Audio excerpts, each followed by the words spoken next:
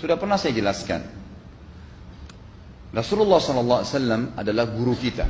Sepakati dulu poin ini. Tidak ada guru bagi umat Islam siapapun yang syahadat kecuali Nabi Muhammad SAW. Ini disepakati dulu.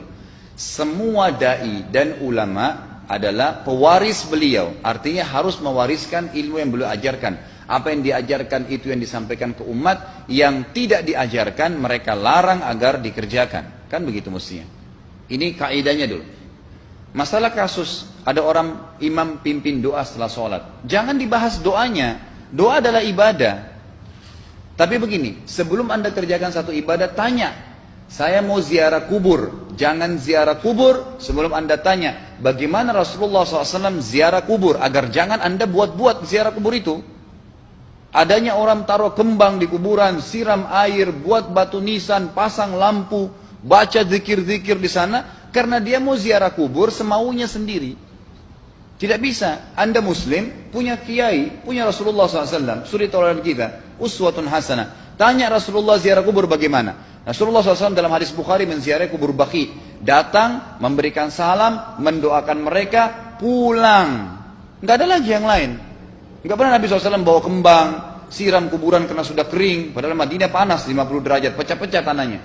Ada istilah di Indonesia kalau tanahnya pecah, kesian lagi diazab di bawah, kasih air, kasih kembang biar wangi, biar ditaruh kembang yang paling mahal. Kalau dia ahli maksiat tetap disiksa di bawah, gitu kan?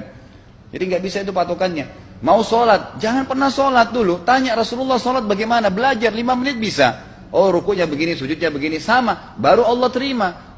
Tujuan Nabi SAW diutus untuk apa? Untuk dicontohi, diciplak hidupnya. Cara makannya, cara tidurnya, berpakaian, bahkan cara jalannya saja. Para sahabat contohnya, Nabi jalan begini. Bukankah ada hadis yang mengatakan sahabat berkata Rasulullah SAW kalau jalan seperti orang turun dari bukit. Mereka sampai membahasakan itu. Rasulullah pernah keluar kepada kami menyisir rambutnya dengan rapi ke arah sebelah kanan belakang. Ditunjukkan, gitu kan? Rasulullah SAW menyukai ini. Rasulullah SAW memakan dengan cara begini. Diajarkan kepada kita semua agar kita contohin. Yang jadi masalah bagi kita ini, kita selalu mau buat apa-apa yang tidak diperintahkan oleh Nabi SAW. Selalu alasannya baik. Sekarang kasus berdoa setelah sholat. Doa adalah ibadah, nggak ada masalah doa. Tapi kalau kita mau ikat antara sebuah ibadah dengan ibadah yang lain, tanya dulu. Rasulullah pernah ikat nggak? Pernah pertemukan nggak? Ziarah kubur dengan baca Quran. Ziarah kubur ibadah, baca Quran ibadah. Pernah nggak Nabi baca Quran di kuburan? Itu tanya. Nggak ada riwayat Nabi SAW pernah baca Al-Fatihah untuk orang mati atau baca di ayat Al-Quran. Datangkan dalilnya coba. Nggak ada satu hadis pun menjelaskan masalah itu. Lalu kenapa anda buat? Oh karena saya mau buat ibadah. Baik ibadah yang Nabi ajarin. Salam doain. Selesai. Jangan lebih daripada itu. Masa anda lebih pintar dari Nabi Muhammad SAW? Habis sholat, memang paket yang Nabi tawarkan, yang beliau selalu kerjakan adalah zikir. Setelah sholat, dengan zikir sholat yang sudah masyhur, istighfar, kemudian baca Allahumma antas salam, sampai membaca ayat kursi, al-ikhlas, al-falaq, an-nas, baca subhanallah, alhamdulillah, Allah akbar 33 kali, sampai terakhir baca, digenapkan la ilaha illallah wahdahu la syarika lah. Selesai itu semua hadis Nabi SAW menjelaskan setelah sholat, Rasulullah SAW langsung berdiri. Memang beliau tidak pernah berdoa habis sholat waktu itu. Memang begitu. Bukan doanya yang jadi masalah, bukan. Karena Rasulullah tidak kerjakan, jadi kita tidak kerjakan. Saya tekankan dalam pengajian saya, kalau anda punya hajat berdoa, berdoalah setelah sholat ba'diyah. Insya Allah aman. Karena sudah lepas dari paket yang Nabi tentukan. Selama Rasulullah SAW sudah mencontohkan dan memerintahkan sebuah perbuatan, ditentukan tempatnya, jumlahnya, waktunya, jangan pernah dilanggar. Habis sholat bacalah subhanallah 33, alhamdulillah 33, Allah akbar 33. Jangan anda bilang saya bisa baca 100. Loh Rasulullah suruh 33 kok. Ditentukan, jangan lebih pintar. Nanti setelah sholat, jangan ikutkan dengan paket rangkaian sholat ini. Di luar waktu sholat anda membaca 100 silahkan. Karena nggak ada penekanan di situ. Kalau ada penekanan waktu, tempat, dan jumlah, jangan dibantah. Anda pengikut Rasulullah atau bukan, gitu kan? Harus jadi jelas. Yang membuat umat ini di Indonesia juga jadi masalah sekarang, karena mau buat sendiri. Semaunya sendiri. Kenapa akhi, kenapa Pak Kiai, kenapa Habib, kenapa Ustadz, kenapa buat ini? Bukankah Rasulullah tidak mencontohkan? Oh nggak apa-apa, ini kan baik. Loh, kalau semua orang berkata seperti Anda, apa yang tertinggal dari agama kita? Kira-kira apa lagi yang tertinggal? Nggak ada kemurnian agama, karena semua orang mau buat semaunya. Gitu kan? Semaunya sendiri. Pindah rumah, baca berzanji. Apa itu berarti sejarah Nabi? Kenapa baca berzanji saudaraku? Rasulullah waktu pindah rumah pernah baca-baca gitu nggak? Nggak pernah. Kenapa dibuat? Anda muslim bukan? Muslim. Ya saya harus ikuti. Kalau tidak akan terus ini mengakar nih. Anda buat satu bid'ah sekarang, bid'ah itu lawannya sunnah. Anak Anda akan buat 10 bid'ah, cucunya akan buat 100 bid'ah, akan banyak bid'ah merakar di masyarakat, dan agama akan ditinggalkan. Kemurnian sunnah akan hilang, gitu kan? Dan ini bahaya. Ingat, Nabi SAW mengatakan kepada kita dengan hadis yang sangat jelas. Hadis sahih riwayat Imam Ahmad bunyinya begini. Semoga Allah merahmati umatku yang menukil dariku seperti apa yang aku ajarkan atau sebutkan. Sampai ulama hadis mengatakan Nabi ucapin habis sholat astagfirullah, maka sahabat tidak ada berani menambah azim. Enggak ada sahabat yang bilang astagfirullah azim habis sholat, enggak ada. Astagfirullah saja karena Nabi ucapin itu. Mereka mengakui tidak lebih pintar daripada Nabi SAW. Kenapa kita harus tambah? Astagfirullahaladzim, wali walidayya, wali muslimin, panjang. Dari mana ini semua? Ditambah-tambah, diembel-embelin, kenapa? Akhirnya keluar dari ajaran Nabi Muhammad SAW. Ini masalah gitu kan? Kenapa harus dilakukan? Peringatan maulid Nabi sudah sering saya ingatkan. Anda tanya semua yang buat maulid, kapan maulid itu sejarahnya ada? Semua buku sejarah menjelaskan tahun 230 Hijriah. Nabi meninggal tahun berapa? 11 Hijriah. Gitu kan? 11 Hijriah. Lalu kenapa harus ada dilakukan? Dan dari mana sejarahnya? Yang membuat pertama adalah orang-orang Syiah. Sejarahnya jelas dari Fatimiyah. Semua buku sejarah sepakat mengatakan bahwasanya maulid munculnya di zaman Fatimiyah. Dinasti Fatimiyah, orang-orang Syiah di Mesir, gitu kan? Dan mereka punya 6 macam maulid yang sampai hari ini masih dikerjakan di Iran. Ada maulid Nabi SAW, Hasan, Husain, Ali, Fatimah, dan raja mereka. Sampai hari ini masih ada. Kenapa orang-orang waktu baca maulid, baca salawat sambil berdiri pegang tangannya taruh di dada? Karena keyakinan orang Syiah, ruhnya Nabi SAW sedang lewat. Anda tahu nggak itu? Banyak orang kita buat tidak tahu. Yang penting bahasa Arab ikut saja. Gitu kan? Tidak bisa.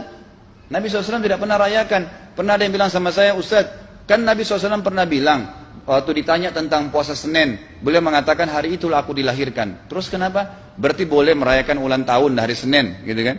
Tidak. Nabi SAW cuma menginformasikan bahwasanya beliau lahir di hari Senin. Dan beliau tidak pernah ngumpulin sahabat untuk baca bersama-sama, merayakan hari raya. Beliau tidak pernah. Kalau itu benar, Nabi nggak bakal tinggalkan kok. Ibnu Katsir rahimahullah, garis bawahi poin ini. Ibnu Katsir rahimahullah, dalam tafsir beliau, tafsir Quran Azim. Dan subhanallah Ibnu Katsir ini, kata ulama, hampir semua kalangan golongan itu banyak memakai banyak memakai buku beliau. Walaupun berbeda dari sisi pemahaman yang lain, tapi tafsirnya kebanyakan kembali ke tafsir beliau. Beliau mengatakan tafsir surah Al-Maidah ayat 3 yang bunyinya a'udzubillahi minasyaitonir rajim, al-yauma akmaltu lakum dinakum. Hari ini saya sempurnakan agama kalian, kata Allah. Ya. Wa atmamtu alaikum nikmati. Saya sempurnakan nikmatku pada kalian. Artinya tidak butuh yang lain. Wa raditu lakumul Islam madina. Saya ridha Islam sebagai agama kalian. Kata beliau, ayat ini turun menandakan dan memastikan bahwasanya Nabi Muhammad SAW tidak meninggal dunia kecuali sudah mengajarkan semuanya. Yang hitam, yang putih, yang gelap, yang terang, yang susah, yang muda, ya, semua dijelaskan. Siapa, kata beliau, yang menganggap masih ada sesuatu yang harus ditambahkan setelah Nabi SAW meninggal dan turun ayat ini, maka dia adalah ahli bid'ah. Dia orang yang membuat-buat agama. Nabi sudah ajarkan semua, selesai. Jangan ditambah, jangan dikurangin. Kita tidak lebih pintar dari Nabi SAW. Nabi nggak pernah rayakan hari lahirnya, jangan dirayain, selesai. Emang kenapa kalau kita nggak rayain? Kenapa? Tangan kita terputus? Enggak. Masih banyak ibadah yang disunnahkan gitu. Sama dengan kasus Isra dan Mi'raj. Kejadian besar dalam Islam. Tapi Anda boleh kembali kepada semua buku sirah. Saya tantang semua buku sirah Anda kembali. Insya Allah yang berpegang pada Al-Quran dan Sunnah, memang ada dasar wahyunya, maka semua akan menjelaskan. Nabi SAW setelah pulang dari Isra dan Mi'raj tidak pernah mengumpulkan sahabat-sahabat untuk merayakannya setiap tahun. Tidak pernah. Boleh dipelajari, iya, setiap hari. Tapi ditentukan tanggalnya lalu dibuat acara. Tidak pernah Nabi SAW buat itu. Lalu kenapa Anda buat? Kalau Anda mau tetap buat, ya silahkan, itu hak terserah Anda. Tapi saya ngajak kepada Anda kembali kepada kemurnian ajaran Nabi SAW. Kita tidak akan pernah kembali, kata Syekh Utsaimin rahimahullah, umat Islam ini akan kembali kepada kejayaan mereka kalau mereka betul-betul kembali kepada ajaran Rasul mereka Muhammad SAW. Murnikan ajaran Nabi yang jalankan seperti yang beliau ajarkan, selesai, akan aman. Pasti akan kembali kejayaannya. Kita nggak bisa saling menghardik, saling menyalahkan yayasan ini, organisasi ini, kelompok ini, karena masing-masing mau beristidlal sendiri, mau menjalankan sendiri hukum-hukum agama ini, bukan mengikuti sunnah Nabi SAW. Jemaah haji kita, jemaah umrah, Datang ke Mekah, tur dalam kota Mekah, naik ke gunung untuk lihat Gua Hira. Kenapa naik ke Gua Hira? Oh, Rasulullah pernah di sini. Baik, saya jelaskan. Nabi Muhammad SAW ke Gua Hira sebelum turunnya wahyu. Dan beliau terakhir sekali di Gua Hira pada saat menerima Iqra bismi rabbikal ladzi khalaq. Itu saja. Setelah kejadian itu, beliau turun dari Gua Hira. Dari waktu itu sampai meninggal, Nabi SAW tidak pernah ke Gua Hira lagi dan tidak pernah suruh sahabatnya ke Gua Hira. Kenapa anda ke Gua Hira? Sampai naik 3 jam ada yang jatuh mati. Karena jahil, tidak tahu pemahaman agamanya. Nggak bisa begitu. Cukup dikenang iya. Kecuali Nabi SAW suruh, datangilah Gua Hira. Ya silahkan. Gitu kan? Kalau enggak, kan begitu. Masalah Isra Mi'raj, saudaraku, kejadian besar. Ambil ibrahnya, yang penting ilmunya. Oh, salat 5 waktu, kejadiannya pernah gini. Ada kebesaran Allah, ambil pelajarannya iya. Yang Nabi tidak contohin, maka jangan dikerjakan. Hanya itu saja. Zikir bersama. Di sini ditanyakan juga zikir bersama. Nabi SAW disebutkan dalam hadis Bukhari, kalau berzikir habis sholat, beliau membaca zikir tertentu, sahabat baca zikir tertentu, sahabat baca zikir tertentu. Jadi Nabi SAW tidak pernah paksain. Enggak pernah Nabi misalnya baca ayat kursi, harus semua sahabatnya ikut ayat kursi, enggak. Nabi SAW baca ayat kursi, si fulan baca al-ikhlas, si fulan baca subhanallah, masing-masing. Dan ingat, Allah SWT mengatakan apa? Tentang masalah zikir dan doa ini. Ya. Dikatakan, ya, kita harus berdoa kepada Allah, ya, wadunal jahri minal qawli bil gudui wal asal wala takum minal ghafilin. Berdoalah kalian, berzikirlah kalian dengan doa kalian, dunal jahri minal qawl, tidak dengan teriak-teriak. Allah berfirman dunal jahr, tidak teriak-teriak, ya. Dan janganlah kalian menjadi orang-orang yang lalai. Makanya pernah ada sahabat, waktu Nabi SAW berkata begini, dalam hadis Bukhari juga, waktu pulang dari salah satu perjalanan, kalau kalian sedang menukik, kuda, unta lagi menukik, bertakbirlah, bilang Allahu Akbar. Kalau kalian sedang turun, menuruni sebuah lembah, bertasbihlah, bilang Subhanallah. Ada satu sahabat Badui, orang dari padang pasir, semangat dia jalankan sunnah Nabi.